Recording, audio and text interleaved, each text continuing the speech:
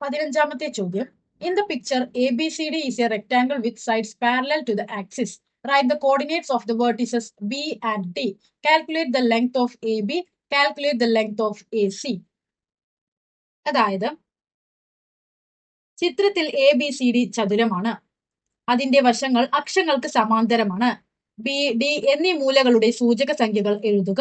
AB-യുടെ നീളം കണക്കാക്കുക. AC-യുടെ നീളം കണക്കാക്കുക. ഇവിടെ നമുക്ക് ഒരു റെക്ടാങ്കിൾ അഥവാ ഒരു ചതുരം തന്നിട്ടുണ്ട്. ABCD. അതിൽ AC എന്നീ പോയിന്റ്സുകളുടെ കോർഡിനേറ്റ്സും തന്നിട്ടുണ്ട്. ബിയും ഡിയുമാണ് നമുക്ക് കണ്ടുപിടിക്കേണ്ടത്. അതിനായിട്ട് ഒരു ഈസി മെത്തേഡ് എന്ന് പറയുന്നത് ഒരു എക്സ് ആൻഡ് വൈ ആക്സിസ് വരയ്ക്കുന്നു. അതിനുശേഷം നമുക്ക് തന്നിട്ടുള്ള റെക്ടാങ്കിൾ അഥവാ ചതുരം അതിനുള്ളിലായി വരയ്ക്കുകയാണ്. എ എന്ന പോയിന്റ് ആണ് നമുക്ക് ആദ്യം തന്നിട്ടുള്ളത്. എന്റെ കോർഡിനേറ്റ്സ് അഥവാ സൂചക സംഖ്യകൾ ഏതൊക്കെയാണ്? 2, 5 ആണ്. പിന്നീട് നമുക്കിട്ടുള്ള തന്നിട്ടുള്ളത് സി ആണ്. സിന്റെ സൂചക സംഖ്യകൾ അഥവാ കോർഡിനേറ്റ്സ് 10, 11 ആണ്. എന്താണ് എ 2, 5 ആണ് എന്നതുകൊണ്ട് മീൻ ചെയ്യുന്നത്? എക്സ് ആക്സിസിൽ എ 2ന് സമാനവും വൈ ആക്സിസിൽ എ 5ന് സമാനവുമാണെന്നാണ് അർത്ഥം. ഇനി സി എന്ന പോയിന്റിന്റെ കോർഡിനേറ്റ്സ് അഥവാ സൂചക സംഖ്യകൾ 10, 11 ആണ് എന്നതുകൊണ്ട് എന്താണ് ഉദ്ദേശിക്കുന്നത്? സി എന്ന പോയിന്റ് എക്സ് ആക്സിസിൽ 10ലും അതുപോലെ സി എന്ന പോയിന്റ് വൈ ആക്സിസിൽ 11ലുമാണെന്നാണ് അർത്ഥം. ഇങ്ങനെ ചെയ്തതിനു ശേഷം ഇനി നമുക്ക് കണ്ടുപിടിക്കേണ്ടത് ബി ഡി എന്ന പോയിന്റ്സുകളുടെ കോർഡിനേറ്റ്സ് ആണ്. ബിന്റെ കോർഡിനേറ്റ്സ് നമുക്ക് എങ്ങനെ കാണാം? ആദ്യം തന്നെ നമുക്ക് കണ്ടുപിടിക്കേണ്ടത് ബി എന്ന പോയിന്റ് എക്സ് ആക്സിസിൽ എവിടെയാണ്? ബി എന്ന പോയിന്റിൽ നിന്ന് നേരെ നോക്കിയാൽ എക്സ് ആക്സിസിൽ ബി എവിടെയാണ്? 10ലാണ്. ഇനി ബി വൈ ആക്സിസിൽ എന്തിന് സമാനമായിട്ടാണ്? 5ന് സമാനമായിട്ടാണ്. അപ്പോൾ ബിന്റെ കോർഡിനേറ്റ്സ് ഏതൊക്കെയാണ്? 10, 5. ഇനി ഇതേപോലെ തന്നെ ഡിന്റെ കോർഡിനേറ്റ്സും കണ്ടുപിടിക്കാം. ഡി എക്സ് ആക്സിസിൽ എവിടെയാണ്? 2ന് സമാനമാണ്. ഇനി ഡി വൈ ആക്സിസിൽ എവിടെയാണ്? 11ന് സമാനമാണ്. അങ്ങനെയെങ്കിൽ ബിന്റെ കോർഡിനേറ്റ്സ് ഏതൊക്കെയാണ്? 10, 5 ആണ്. അതുപോലെ ഡിന്റെ കോർഡിനേറ്റ്സ് ഏതൊക്കെയാണ്? 2, 11 ആണ്. ഇനി രണ്ടാമത്തെ ചോദ്യം. Calculate the length of A B. A മുതൽ ബി വരെയുള്ള പോയിന്റ്സുകളുടെ ഡിസ്റ്റൻസ് ആണ് അവിടെ കാണാൻ പറഞ്ഞിട്ടുള്ളത്. എന്റെ കോർഡിനേറ്റ്സ് ഏതൊക്കെയാണ്? 2, 5 ആണ്. അതുപോലെ ബിന്റെ കോർഡിനേറ്റ്സ് ഏതൊക്കെയാണ്? 10, 5 ആണ്. എ മുതൽ ബി വരെയുള്ള ലൈനിന്റെ ലെങ്ത് കാണാൻ പറഞ്ഞാൽ അതിന്റെ അർത്ഥം എന്താണ്? എ എന്ന പോയിന്റ് മുതൽ ബി എന്ന പോയിന്റ് വരെയുള്ള ഡിസ്റ്റൻസ് ആണ്. ഡിസ്റ്റൻസ് കാണാനുള്ള ഇക്വേഷൻ കോർഡിനേറ്റ്സ് അഥവാ സൂചക സംഖ്യകൾ എന്ന പാഠഭാഗത്തിൽ നമ്മൾ പഠിക്കുന്നുണ്ട്. എന്താണ്? √(x2 - x1) ² plus y2 - y1 ². ഇത് x1 y1 ആണ്. അതുപോലെ ഇത് x2 y2 ആണ്. ഈക്വൽ ടു √(x2 - x1) ² എന്ന് പറയുന്നത് 10 - 2 ² പ്ലസ് y2 - y1 ² എന്ന് പറയുന്നത് 5 - 5 ². √10 നിന്ന് 2 പോയാൽ എത്രയാണ്? 8 ² 5ൽ നിന്ന് 5 പോയാൽ 0ന്റെ സ്ക്വയർ 0 തന്നെ. √8 എന്ന് പറയുന്നത് എന്താണ്? റൂട്ടും സ്ക്വയറും ക്യാൻസൽ ചെയ്ത് കഴിഞ്ഞാൽ 8 സെന്റിമീറ്റർ. എ ബി എന്ന ലൈനിന്റെ നീളം 8 സെന്റിമീറ്റർ ആണ്. മൂന്നാമത്തെ ചോദ്യം ലെങ്ത് ഓഫ് എ സി കണ്ടുപിടിക്കാനാണ്. എ എന്ന പോയിന്റിന്റെ കോർഡിനേറ്റ്സ് അഥവാ സൂചക സംഖ്യകൾ ഏതൊക്കെയാണ്? 2, 5 ആണ്. സി എന്ന പോയിന്റിന്റെ കോർഡിനേറ്റ് അഥവാ സൂചക സംഖ്യകൾ ഏതൊക്കെയാണ്? 10, 11 ആണ്. ഡിസ്റ്റൻസ് കാണാനുള്ള equation √(x2 - x1) ² plus y2 - y1 ² ആണ്. ഇവിടെ x1 y1 അതുപോലെ x2 y2 equal to √(x2 - x1) എന്ന് പറയുന്നത് 10 - 2 ² plus y2 - y1 ² 11 - 5 ² equal to √10ൽ നിന്ന് 2 പോയാൽ എത്ര? 8 ² പ്ലസ് ഇനി 11ൽ നിന്ന് 5 പോയാൽ എത്രയാണ്? 6 ² ഈക്വൽ ടു 8ന്റെ സ്ക്വയർ എത്രയാണ്? 64 ആണ്. 6ന്റെ സ്ക്വയർ എത്രയാണ്? 36 ആണ്. 64 34 കൂട്ടിക്കഴിഞ്ഞാൽ 64 36 കൂട്ടിക്കഴിഞ്ഞാൽ എത്രയാണ്? 100 ആണ്. 100ന്റെ റൂട്ട് എത്രയാണ്? 10 സെന്റിമീറ്റർ. അപ്പോൾ എ സി എന്ന ലൈനിന്റെ ലെങ്ത് എത്രയാണ്? 10 സെന്റിമീറ്റർ ആണ്. ഇനി 16ാമത്തെ ചോദ്യം. In the picture ABCD is a parallelogram. Calculate the coordinate of C. Calculate the slope of the diagonal AC. Write the equation of the line through A and C. Does this line passes through the origin Y? അതായത് ചിത്രത്തിൽ ABCD ഒരു സാമാന്തരികമാണ്. ചിത്രത്തിൽ ABCD ഒരു സാമാന്തരികമാണ്. സിയുടെ സൂചക സംഖ്യകൾ കണക്കാക്കുക. വികരണം AC-യുടെ ചരിവ് കണക്കാക്കുക. AC ഇവയിലൂടെ കടന്നു പോകുന്ന വരയുടെ സമവാക്യം എഴുതുക. ഈ വര ആധാര ബിന്ദുവിലൂടെ കടന്നു പോകുമോ? എന്തുകൊണ്ട്? ഇവിടെ നമുക്കൊരു പാരലലോഗ്രാം ആണ് തന്നിട്ടുള്ളത്. ജിയോമെട്രി ആൻഡ് ആൾജിബ്ര, ജ്യാമിതിയെയും ബീജഗണിതവും എന്ന പാഠഭാഗത്തിലെ നമ്മൾ ഏറ്റവും ഫസ്റ്റ് പഠിക്കുന്ന ഒരു കാര്യമാണ്. ഒരു പാരലലോഗ്രാം തന്നിട്ട് ഈ പാരലലോഗ്രാമിന്റെ 3 വെർട്ടിസസ്, അതായത് 3 മൂലകളുടെ കോർഡിനേറ്റ്സ് അഥവാ സൂചക സംഖ്യകൾ തരും. എന്നിട്ട് 4ാമത്തെ വെർട്ടിസസ് കണ്ടുപിടിക്കാനായിട്ട് പറയും. അങ്ങനെ വരുന്ന സമയത്ത് നമുക്ക് വളരെ ഈസി ആയിട്ട് 4ാമത്തെ വെർട്ടിസ് കണ്ടുപിടിക്കാനായിട്ട് സാധിക്കും. എങ്ങനെയാണ്? ആദ്യം തന്നെ അടിയിലെ 2 കോർഡിനേറ്റ്സ് എടുത്തെഴുതുക. 1, 2, 5, 3. ഇനി മുകളിലെ കോർഡിനേറ്റ്സ് 4, 6. അതായത് 1, 2ന്റെ നേരെ മുകളിലായിട്ട് തന്നെ ഈ വെർട്ടിസ് എഴുതണം. 4, 6. ഇതാണ് നമുക്ക് കണ്ടുപിടിക്കേണ്ടത്. അതിന് ഞാൻ XY എന്നിട്ടു. ഇനി നമ്മൾ മനസ്സിലാക്കേണ്ട ഒരു കാര്യം, ഈ അടിയിലെ 2 കോർഡിനേറ്റ്സിലെ ഈ കോർഡിനേറ്റ്സിൽ വരുന്ന വ്യത്യാസം തന്നെയാണ് ഈ കോർഡിനേറ്റ്സിൽ വരിക. അതായത് 1ൽ നിന്ന് 5 ആവാൻ എത്രയാണ് കൂട്ടേണ്ടി വന്നത്? 1ന്റെ കൂടെ 4 കൂട്ടുമ്പോഴല്ലേ നമുക്ക് 5 കിട്ടുക. അതായത് മുകളിലത്തെ X കോർഡിനേറ്റുകളിൽ, X സൂചക സംഖ്യകളിൽ 1ന്റെ കൂടെ 4 കൂട്ടിയപ്പോഴാണ് 5 കിട്ടിയത്. അതേപോലെ തന്നെയാണ് അടിയിലെ X കോർഡിനേറ്റിൽ 4ന്റെ കൂടെ 4 കൂട്ടുമ്പോഴാണ് X കിട്ടുന്നത്. 4ന്റെ കൂടെ 4 കൂട്ടിയാൽ എത്രയാണ്? 8. അപ്പൊ നമുക്ക് എന്ത് പറയാം? X കോർഡിനേറ്റ്, X സൂചക സംഖ്യ 8 ആണ്. ഇനി ഇതേപോലെ തന്നെ 2ന്റെ കൂടെ എത്ര കൂട്ടിയപ്പോഴാണ് 3 കിട്ടുക? 2ന്റെ കൂടെ 1 കൂട്ടുമ്പോഴല്ലേ 3 കിട്ടുക. അതേപോലെ തന്നെ നമുക്ക് എന്ത് ചെയ്യാം? 6ന്റെ കൂടെ ആ സംഖ്യ തന്നെ കൂട്ടിയാൽ നമുക്ക് y കിട്ടും. 6ന്റെ കൂടെ ഏതാ കൂട്ടേണ്ടത്? 1 കൂട്ടിയാൽ നമുക്ക് y കിട്ടും. അപ്പോൾ y ഈക്വൽ ടു 6 + 1 7. അപ്പൊ നമുക്ക് 2 കോർഡിനേറ്റ്സ് കിട്ടിക്കഴിഞ്ഞു. ഏതൊക്കെയാണ്? 1, 8, 7. എന്താണ് നമ്മൾ ചെയ്തത്?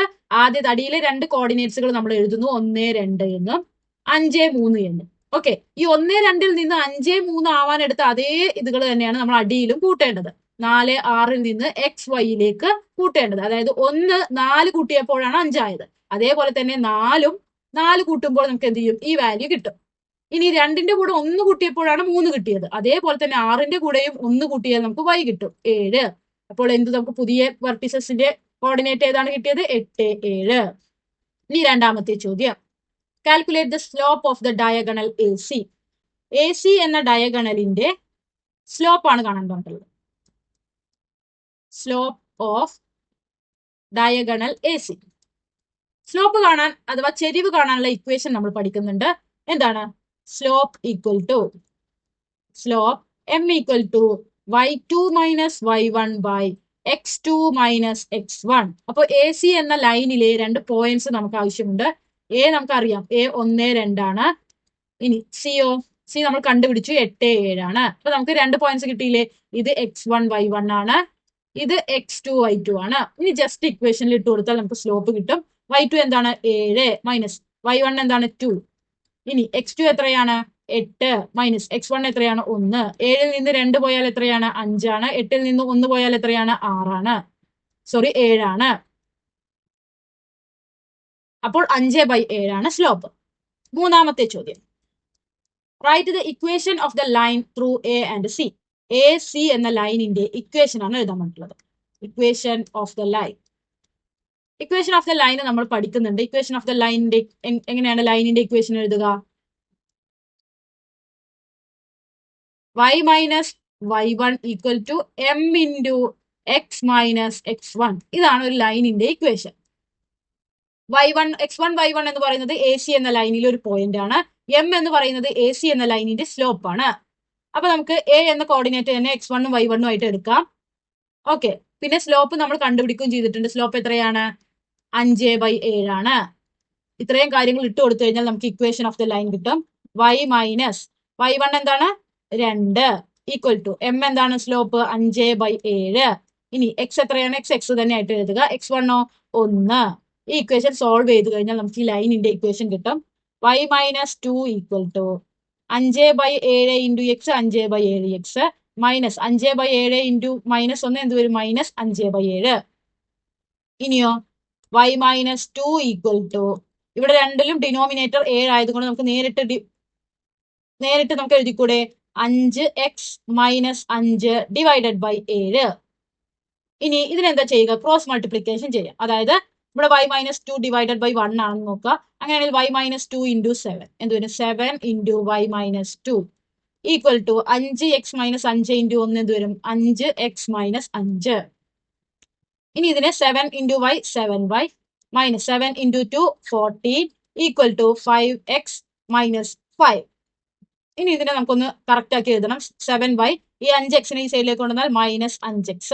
ഇനി ഈ -5 അവിടെ ഈ -14 ആ സൈഡിലേക്ക് കൊണ്ടുപോയാൽ +14. 7y-5x ഈക്വൽ ടു 14 നിന്നും 5 പോയാൽ എത്രയാണ്? 9. അപ്പോൾ ഈ ലൈനിന്റെ ഇക്വേഷൻ എത്രയാണ്? 7y-5x equal to 9. ഇത് നിങ്ങൾക്ക് അറിയാവുന്ന തരത്തിൽ ഏത് രീതിയിൽ വേണമെങ്കിലും ഈ ഇക്വേഷൻ സോൾവ് ചെയ്ത് ഈ ഇക്വേഷൻ അവസാനം കിട്ടണമെന്ന് മാത്രമേ ഉള്ളൂ. ഞാൻ ചെയ്ത അതേ സ്റ്റെപ്പിലൂടെ തന്നെ നിങ്ങൾ ചെയ്യണമെന്നില്ല. നിങ്ങൾക്ക് നിങ്ങളുടേതായ രീതിയിൽ ഇത് എന്ത് ചെയ്യാം? സോൾവ് ചെയ്ത് ഇവിടേക്ക് എത്തിക്കാം. അപ്പോൾ ഇക്വേഷൻ ഓഫ് ദ ലൈൻ എന്താണ്? 7y-5x ഈക്വൽ ടു 9 ആണ്. ഇനി നാലാമത്തെ ചോദ്യം, does this line passes through the origin y? ഈ ലൈന് ഒറിജിനിലൂടെ പാസ് ചെയ്യുമോ എന്നാണ് ചോദിക്കുന്നത്. ഒറിജിൻ എന്ന് പറയുന്നത് എന്താണ്? ഒരു എക്സ് ആൻഡ് വൈ ആക്സിസുകൾ കൂട്ടിമുട്ടുന്ന ഈ പോയിന്റ് ആണ് ഒറിജിൻ. ഈ പോയിന്റിൽ എക്സ് കോർഡിനേറ്റും വൈ കോർഡിനേറ്റും എന്തായിരിക്കും? 0 0 ആയിരിക്കും. എക്സ് കോർഡിനേറ്റും 0 ആയിരിക്കും, വൈ കോർഡിനേറ്റും 0 ആയിരിക്കും. ഇതിനെയാണ് നമ്മൾ ഒറിജിൻ എന്ന് പറയുന്നത്. അപ്പോൾ ഈ ലൈൻ ഒറിജിനിലൂടെ കടന്നു പോകുന്നോ എന്നാണ് ചോദിക്കുന്നത്. ഒരു ലൈനിന്റെ ഇക്വേഷൻ കിട്ടിക്കഴിഞ്ഞാൽ ആ ലൈനിൽ ഏതെല്ലാം പോയിന്റ് ഉണ്ടോ നമുക്ക് ഈസി ആയിട്ട് കണ്ടുപിടിക്കാം. എങ്ങനെയാണ്? ഇതാണ് നമ്മുടെ ലൈനിന്റെ ഇക്വേഷൻ. അപ്പൊ നമ്മളോട് ചോദിച്ചിട്ടുള്ളത് ഒറിജിൻ ഈ 0 0 എന്ന പോയിന്റ് ഈ ലൈനിൽ ഉണ്ടോ എന്ന് എങ്ങനെയാണ് നോക്കുക? എക്സിന്റെയും വൈന്റെയും സ്ഥാനത്ത് ഈ 0 0 ഇട്ട് കൊടുത്താൽ മതി. 7 ഇൻറ്റു 0 മൈനസ് 5 ഇൻറ്റു 0 എന്താണ് വന്നത്? 7 ഇൻറ്റു 0 0 ആണ്, 5 ഇൻറ്റു 0 0 ആണ്. അപ്പൊ നമുക്ക് കിട്ടിയ ഉത്തരം 0 ആണ്. അതായത് 9 അല്ല നമുക്ക് കിട്ടിയത്. അതുകൊണ്ട് നമുക്ക് എന്ത് പറയാം? 0 0 എന്ന ഈ പോയിന്റ് ഈ AC എന്ന ലൈനിൽ ഉള്ളതല്ല. ഇനി 16ാമത്തെ ക്വസ്റ്റ്യന്റെ ബി ക്വസ്റ്റ്യൻ ആണ്. In the picture, PQR are the midpoints of the sides of the triangle ABC. Calculate the coordinates of P and Q. Calculate the coordinates of the point of intersection of PR and AQ. Calculate the coordinates of the centroid of the triangle PQR. ചിത്രത്തിൽ ABC എന്ന ത്രികോണത്തിന്റെ വശങ്ങളുടെ മധ്യബിന്ദുക്കളാണ് PQR. PQ എന്നിവയുടെ സൂചക സംഖ്യകൾ കണക്കാക്കുക. PR, AQ എന്നീ വരകൾ മുറിച്ചു കടക്കുന്ന ബിന്ദുവിന്റെ സൂചക സംഖ്യകൾ കണ്ടുപിടിക്കുക. PQR എന്ന ത്രികോണത്തിന്റെ മധ്യമ കേന്ദ്രം കണക്കാക്കുക. ഇവിടെ നമുക്കൊരു ട്രയാങ്കിൾ തന്നിട്ടുണ്ട്, അഥവാ ഒരു ത്രികോണം തന്നിട്ടുണ്ട്. നമുക്കതൊന്ന് ജസ്റ്റ് വരയ്ക്കാം.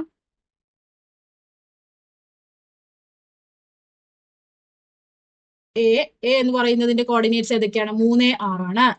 ഇനി ബി എന്ന പോയിന്റിന്റെ കോർഡിനേറ്റ്സ് 1 0 ആണ്. സി എന്ന പോയിന്റിന്റെ കോർഡിനേറ്റ്സ് 11 0 ആണ്. എ ബി എന്ന ലൈനിന്റെ സെന്റർ ആണ് പി എന്ന പോയിന്റ്. ബി സി എന്ന ലൈനിന്റെ സെന്റർ ആണ് ക്യൂ എന്ന പോയിന്റ്. എ സി എന്ന ലൈനിന്റെ സെന്റർ ആണ് ആർ എന്ന പോയിന്റ്. ഇനി ഈ പി ക്യു ആർ യോജിപ്പിച്ചുകൊണ്ട് മറ്റൊരു ട്രയാങ്കിളും ഇവിടെ ഉണ്ടാവുന്നു. ഇത്രയും കാര്യങ്ങളാണ് നമുക്ക് തന്നിട്ടുള്ളത്. ഇനി ആദ്യത്തെ ചോദ്യം, calculate the coordinates of P and Q. അപ്പൊ ആദ്യം തന്നെ നമുക്ക് കോർഡിനേറ്റ്സ് ഓഫ് പി കണ്ടുപിടിക്കാം. നമുക്കറിയാം ഇവിടെ പി എന്നത് എ ബി എന്ന ലൈനിന്റെ മിഡ് പോയിന്റ് ആണെന്ന് നമുക്കിവിടെ തന്നിട്ടുണ്ട്. അപ്പോൾ കോർഡിനേറ്റ്സ് ഓഫ് പി കണ്ടുപിടിക്കാൻ എന്ത് ചെയ്താൽ മതി? എ ബി എന്ന ലൈനിന്റെ മിഡ് പോയിന്റ് കണ്ടെത്തിയാൽ പോരെ. മിഡ് പോയിന്റ് അഥവാ മധ്യമ ബിന്ദു കണ്ടുപിടിക്കാനുള്ള ഇക്വേഷൻ നമ്മൾ പഠിച്ചിട്ടുണ്ട്. എന്താണ്? x1 plus x2/2 y1 plus y2/2. ഈ ഇക്വേഷൻസ് ഒക്കെ നമ്മൾ ജിയോമെട്രി ആൻഡ് ആൾജിബ്ര അഥവാ ജ്യാമിതീയവും ബീജഗണിതവും എന്ന പാഠഭാഗത്തിൽ പഠിക്കുന്നതാണ്. ഇനി കോർഡിനേറ്റ്സ് ഓഫ് പി ആണ് നമുക്ക് കണ്ടുപിടിക്കേണ്ടത്. അതായത് കോർഡിനേറ്റ്സ് ഓഫ് പി എന്ന point mid point of A B ആണ്. എന്റെ കോർഡിനേറ്റ് ഏതൊക്കെയാണ്? 3 6 ആണ്. ബിന്റെ കോർഡിനേറ്റ് 1 0 ആണ്. ഇവിടെ x1 y1 ഏതാ? x1 y1 x2 y2 ബിന്റെ coordinates equal to. ഇനി നമുക്ക് mid point കണ്ടെത്തിക്കൂടെ? x1 plus x2 അതായത് 3 പ്ലസ് 1/2. ഇനി y1 പ്ലസ് y2 എന്താണ്? 6 പ്ലസ് 0/2. 3 പ്ലസ് 1 എന്താണ്? 4 4/2 2. ഇനി 6 പ്ലസ് 0 6 ആണ്. 6ന്റെ പകുതി 3. അതായത് mid point of A and B, A B എന്ന ഈ ലൈനിന്റെ മിഡ് പോയിന്റ് 2 3 ആണെന്ന് കിട്ടി. അപ്പൊ നമുക്ക് എന്ത് പറയാം? പിന്റെ കോർഡിനേറ്റ്സ് 2 3 ആണ്. ഇതേപോലെ തന്നെയാണ് നമ്മൾ കോർഡിനേറ്റ്സ് ഓഫ് ക്യൂ കണ്ടുപിടിക്കാനായിട്ട് പോകുന്നത്. കോർഡിനേറ്റ്സ് ഓഫ് ക്യൂ എന്ന് പറയുന്നത് എന്താണ്? Mid point of B and C ആണ്. അതായത് ബി സി എന്ന പോയിന്റ്സുകളുടെ മധ്യമ ബിന്ദുവാണ്.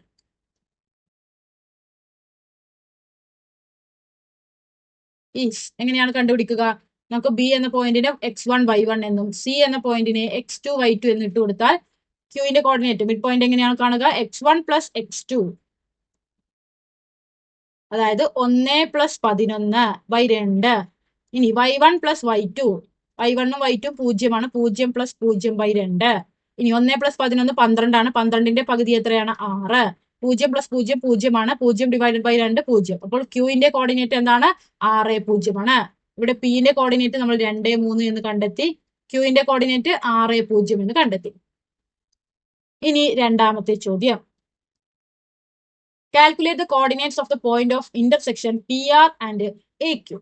ഈ PR-ഉം അതുപോലെ തന്നെ എയിൽ നിന്ന് ക്യൂയിലേക്ക് നമ്മളൊരു ലൈൻ വരയ്ക്കുകയാണെങ്കിൽ ഈ PR എന്ന ലൈനും AQ എന്ന ലൈനും ഇന്റർസെക്ട് ചെയ്യുന്ന ഈ പോയിന്റിന്റെ കോർഡിനേറ്റ് ആണ് ചോദിച്ചിട്ടുള്ളത്. ഓക്കെ, ഇങ്ങനെ ഇന്റർസെക്ട് ചെയ്യുന്ന സമയത്ത് PR-ന്റെ മിഡ് പോയിന്റും AQ-വിന്റെ മിഡ് പോയിന്റുമാണ് ഇന്റർസെക്ട് ചെയ്യുക. ഓക്കെ, അപ്പൊ നമുക്ക് PR-ന്റെ മിഡ് പോയിന്റോ അല്ലെങ്കിൽ AQ എന്ന ലൈനിന്റെ മിഡ് പോയിന്റോ കണ്ടുപിടിച്ചു കഴിഞ്ഞാൽ നമുക്ക് എന്ത് കിട്ടും?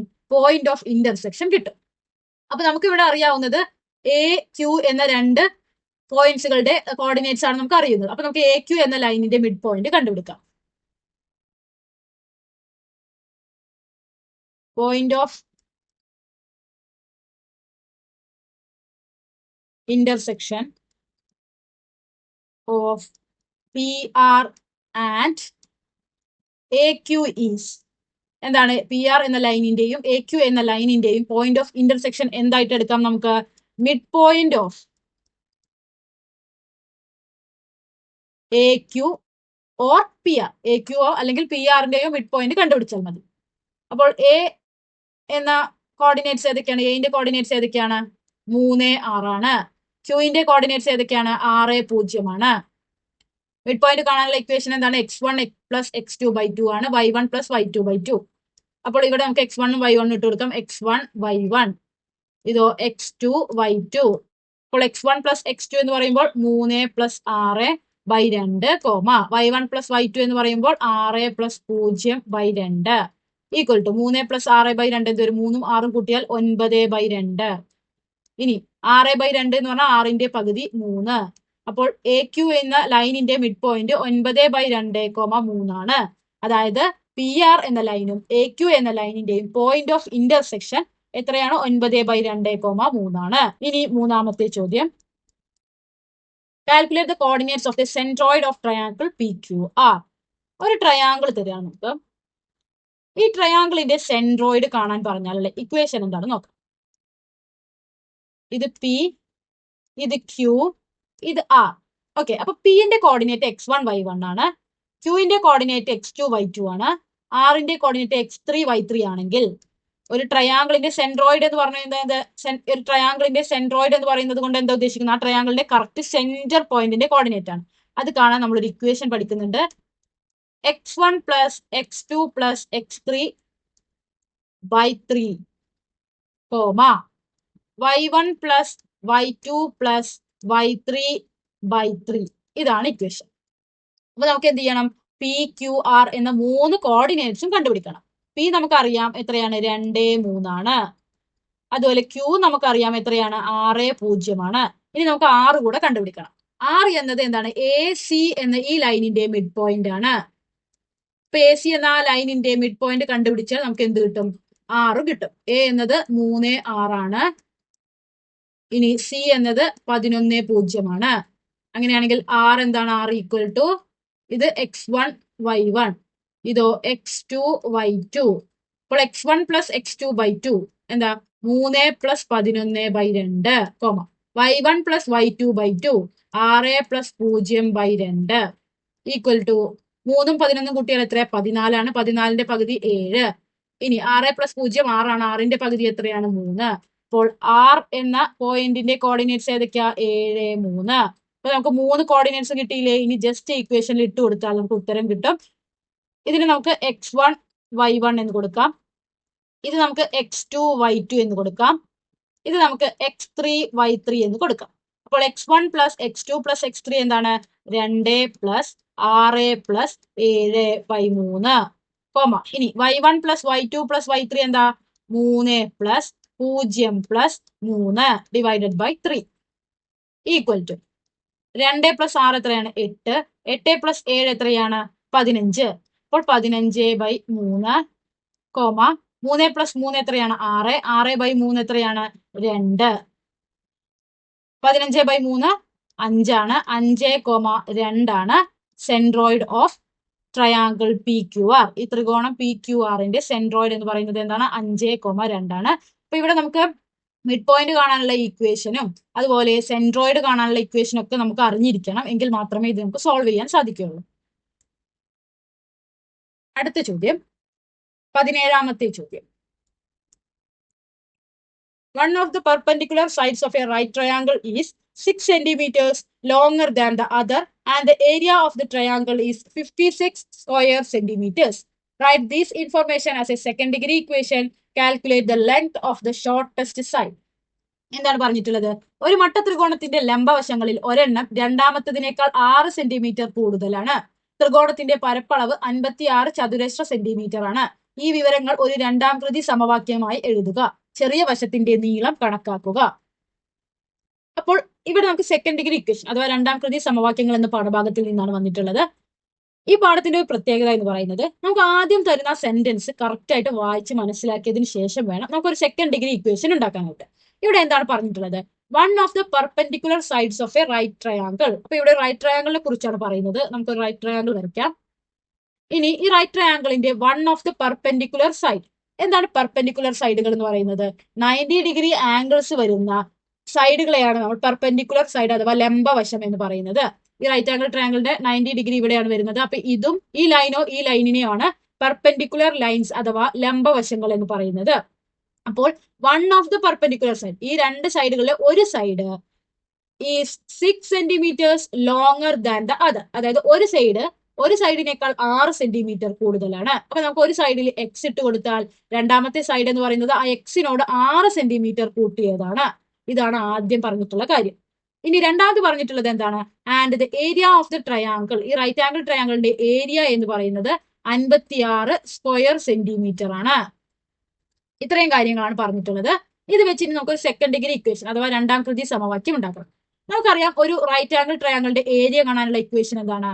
Half into base into height ആണ്.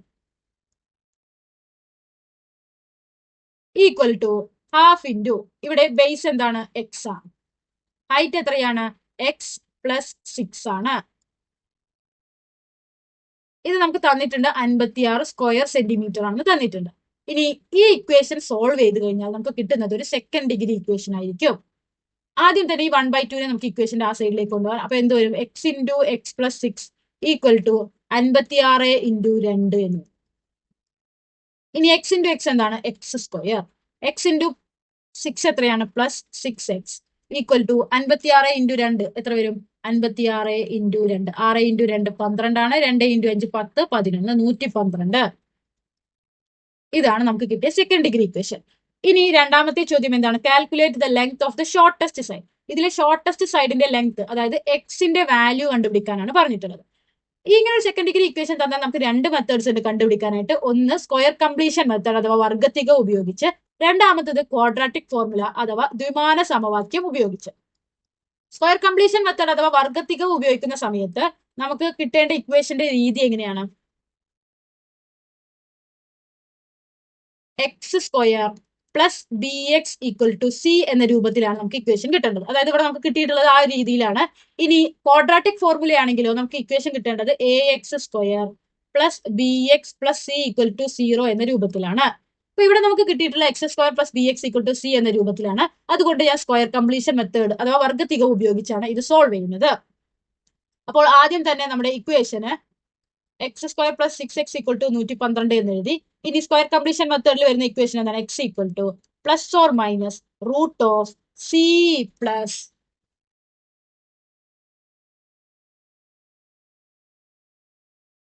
B square by 4 minus b by 2. ഇതാണ് നമ്മുടെ ഇക്വേഷൻ. ഇനി ഇതിലെ ബിയും സിയും എടുത്തെഴുതണം. ഏതൊക്കെയാണ്? X square plus b x equal to c എന്ന രൂപത്തിലാണ് നമ്മുടെ ഇക്വേഷൻ. അങ്ങനെയാണെങ്കിൽ ബിയും സിയും ഒക്കെ ഏതാണ്? ബി എന്നത് എക്സിന്റെ കൂടെയുള്ള നമ്പർ ആണ്. സി എന്നത് കോൺസ്റ്റന്റ് വാല്യൂ, ഈക്വൽ ടുവിന്റെ വലതുവശത്തുള്ള കോൺസ്റ്റന്റ് വാല്യൂ ആണ് സി എന്ന് പറയുന്നത്. ഇനി നമുക്ക് എന്ത് ചെയ്യാം? സിന്റെയും ബിന്റെയും സ്ഥാനത്ത് വാല്യൂസ് ഇട്ട് കൊടുക്കാം. സി 112 പ്ലസ് ബി സ്ക്വയർ എന്ന് പറയുന്നത് 6ന്റെ square 36 by 4 minus b by 2 എന്ന് പറഞ്ഞാൽ 6 by 2 equal to plus or minus root of 112 plus 36 by 4 എന്താ? 9 മൈനസ് 6ന്റെ പകുതി 3. ഇനി പ്ലസ് ഓർ മൈനസ് 112ന്റെ കൂടെ 9 കൂട്ടിയാൽ 121 മൈനസ് 3 റൂട്ട് ഓഫ് 121. 121ന്റെ റൂട്ട് എത്രയാണ്? 11 മൈനസ് 3.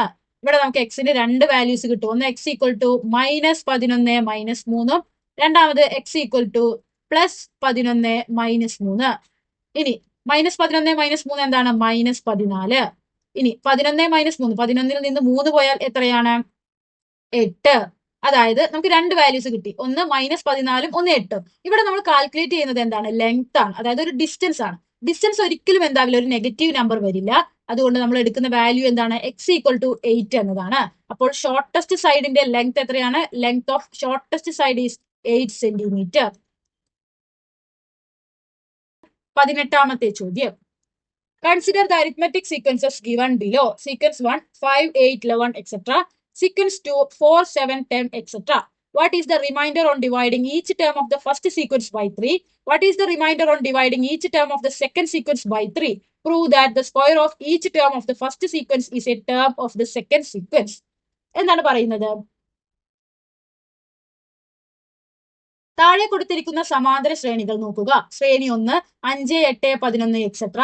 ശ്രേണി 2 4 7 10 എക്സെട്ര. ആദ്യത്തെ ശ്രേണിയിലെ പദങ്ങളെല്ലാം 3 കൊണ്ട് ഹരിച്ചാൽ കിട്ടുന്ന മിച്ചം എത്രയാണ്?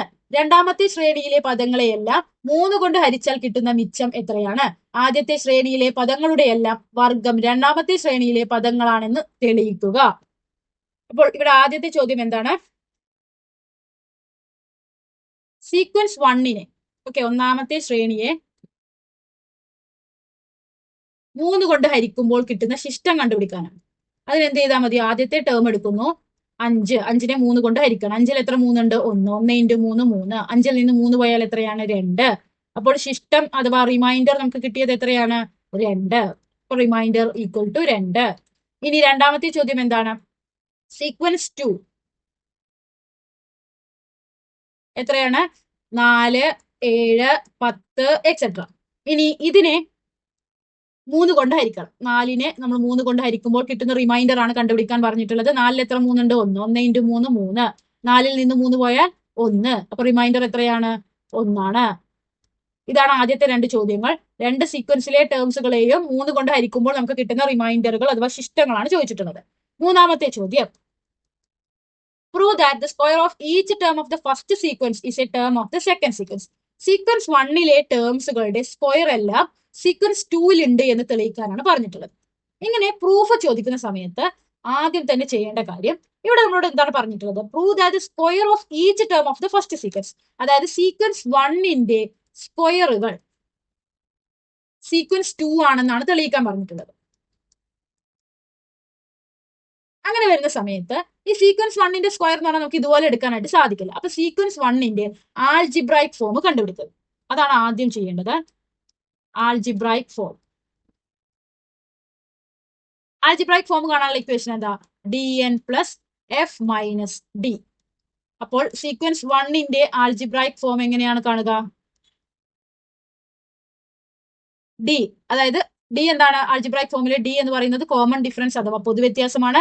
f എന്താണ്? ഫസ്റ്റ് ടേം അഥവാ ആദ്യ പദമാണ്. 5 8 11 എക്സെട്ര. ഇതിലെ ഫസ്റ്റ് ടേം എന്താണ്? 5 ആണ്. അപ്പോൾ f 5 ആണ്.